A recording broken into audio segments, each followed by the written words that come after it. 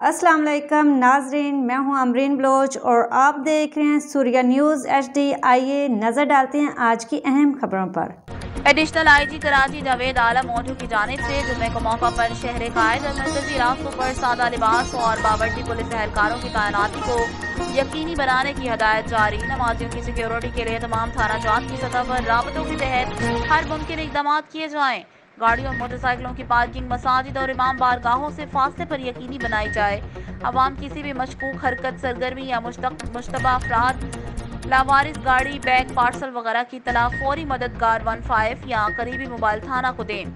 कराची में तैनात तमाम सब डिविजनल ऑफिसर्स और SHOs नमाज जुमा के अख्ताम तक आज खुद सिक्योरिटी इकदाम की निगरानी करेंगे। नमाज जुमा की अदायगी के दौरान हिफाजती इकदाम के पेश नज़र ड्यूटी मकाम को हरगिज़ न छोड़ने के अहकाम जारी। शहर में सिक्योरिटी इकदाम पर अमल दरामद के हवाले से किसी भी किस्म की लापरवाही और कोताही पर सख्त कानूनी और महकमा जाती कार्रवाई अमल में लाई जाएगी। तर्जुमान कराची पुलिस।